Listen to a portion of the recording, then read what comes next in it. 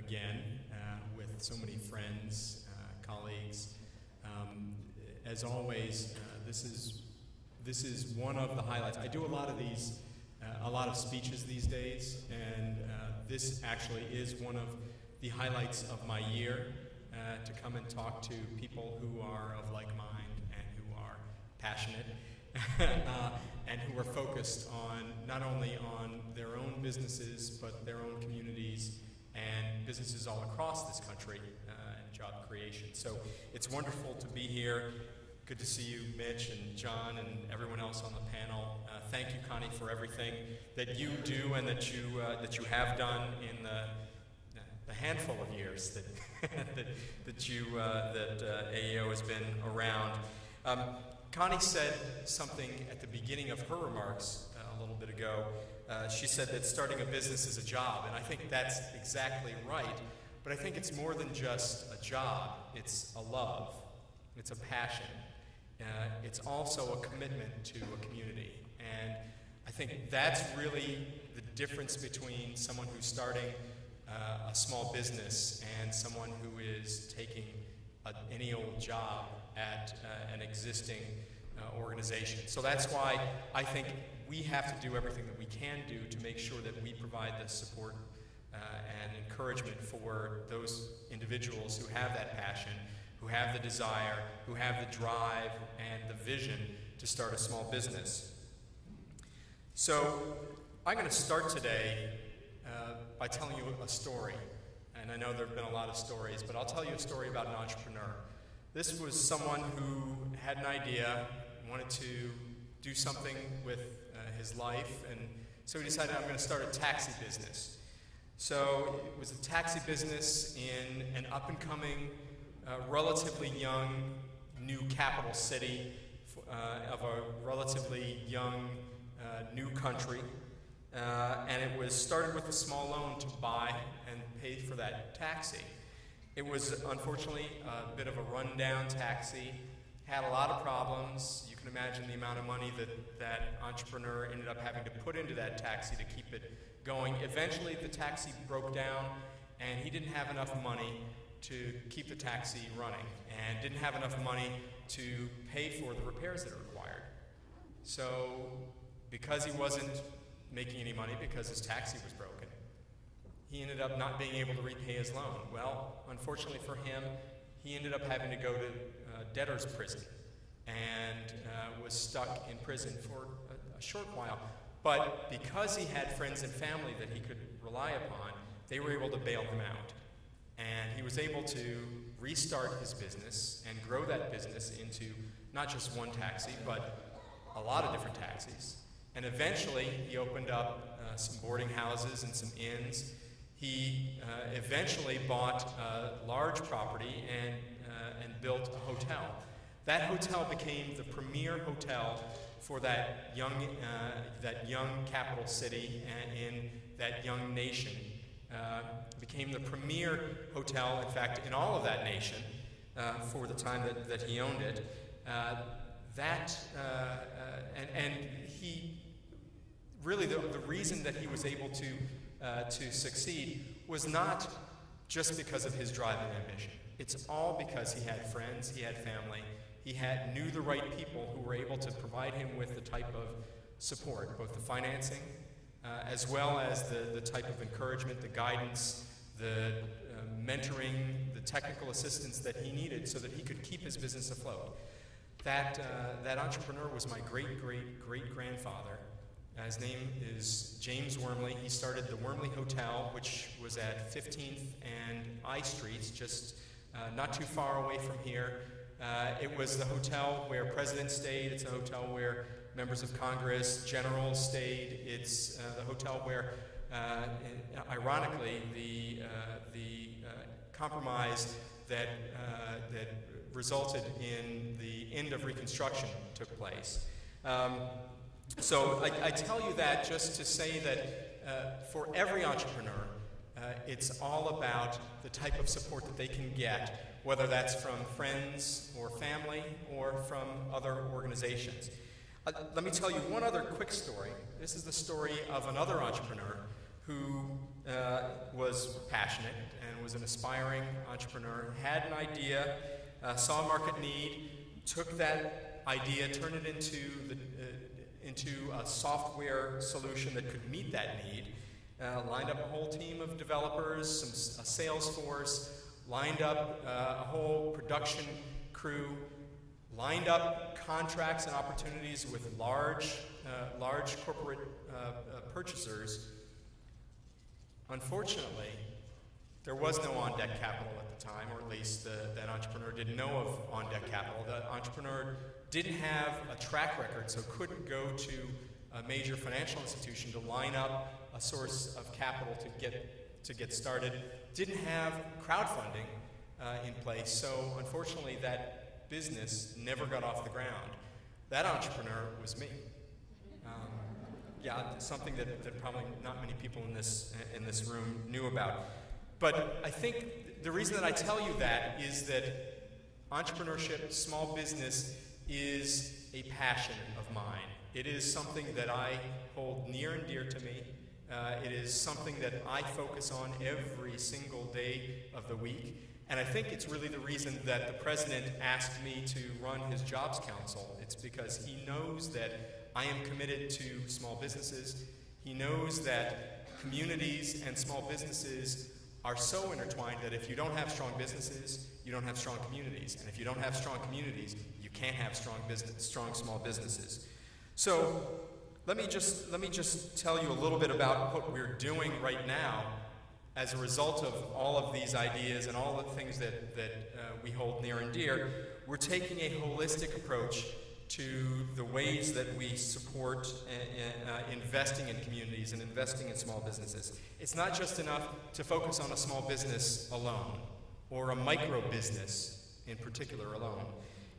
It's not enough to focus just on education and skills. It's not enough to focus on housing, or to focus on provisions of all the different types of institutions in those communities. You have to do it holistically. You have to build strong communities by making sure that you are coordinating and collaborating with the folks that live and work in those communities. It also means that we have to empower individuals to make informed financial decisions. As we have seen in the stories that I just told you, if you don't have information, like my great-great-great-grandfather who bought that, actually it was a hack, it wasn't a taxi, it was just a carriage. But had he been informed about the price of the loan going to debtor's prison, or the type of hack that he was buying, which was run down, he actually might have made some different choices. So it's absolutely critical for us to make sure that we provide the type of information for individuals so that they can make informed financial decisions. It's also important that we continue to do what has made this country the strongest country, the most opportunistic country in the world, and that's keeping the American dream alive. We've seen over the last 20 years or so, actually, and certainly in the last 10 years, that the dream for so many Americans is starting to die. That too many of the people who live in this country no longer believe that if they have a great idea, if they have a lot of ambition, if they're willing to work as hard as they can take that idea and turn it into something meaningful that can provide for their family, so that they can raise kids, so that they can put a little aside for retirement, so they can buy a home. They no longer believe that that's the case for them. That's a real problem. And once you get on the path where many of people who reside in our country no longer believe that there's an opportunity, that will be the decline of that country. So we can ill afford to allow that type of thinking to go on in this country. We have to get back to the place where the American promise is available and open for all people who live in this country. You all have heard about what's gone on over the last 30 to 50 years in terms of the widening gap in income. I won't bore you with too much data on that, or the inability of some parts of our community to be able to seize opportunities and to save for their families.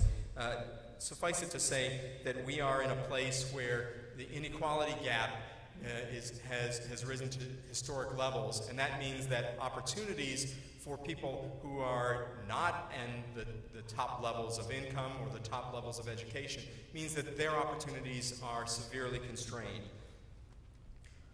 It's also important for us to think about where we've been, and you heard this from me last year, and I'm sure from some of my colleagues, about where we've been coming out of the recession. We saw low and moderate income communities seeing the sharpest increase in unemployment. We saw that nearly 1/4 of the families in the bottom half of the income distribution had at least one member who had been out of work in the previous year. Again, I'm not going to bore you with the data. You all know, because you work in these communities, you live in these communities, that there is tremendous pain as a result of the recession. We've seen that also means that there are fewer financial assets for the folks who live and work in low and moderate income communities to use as the means to start their businesses. If you don't have a house, or if you have a house that's underwater, if you don't have family members who have homes, who have businesses, who have financial assets, you're not going to be able to rely on them to help start your small business. So when you have 1 in 8 households starting in the crisis who have 0 or negative net worth, where do you think we can be today after that damaging crisis? We've seen huge numbers of folks in low-income communities and those households fall behind on their payments. So not only do they no longer have access to financial assets, now their credit scores, the measure by which so many of our financial institutions rely upon for making credit decisions, their credit scores have fallen through the floor.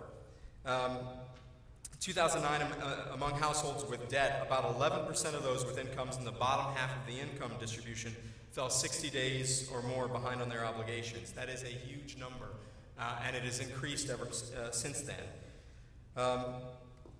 So I think it's clear that you all know, and I certainly believe that the biggest challenge that we have in this country is strengthening economic growth and making sure that those who are in the largest income brackets in our country, the low and moderate income brackets, that they have every opportunity that those who are outside of those brackets have, that the mainstay of our economy, the mainstay of our housing markets, have the opportunity to succeed in their lives and their livelihoods.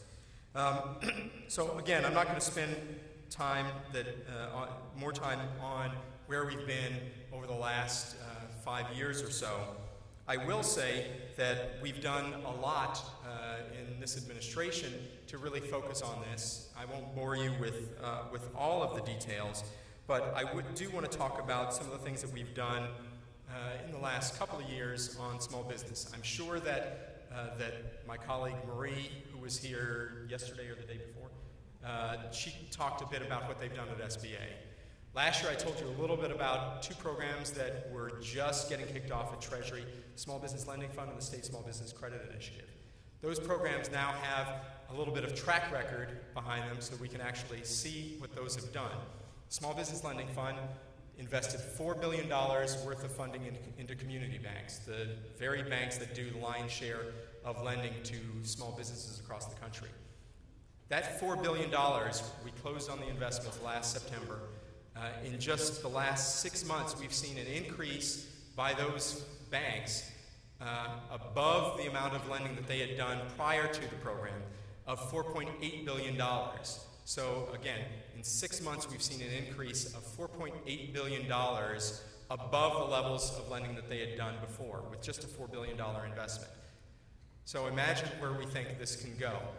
And I should say that program, which everyone had expected on the Hill, had expected to be a loser for the American taxpayer, is actually going to be a net savings for the American taxpayer. We expect that it's going to be around $80 million of revenue back to the American taxpayer as a result of the investment of those dollars.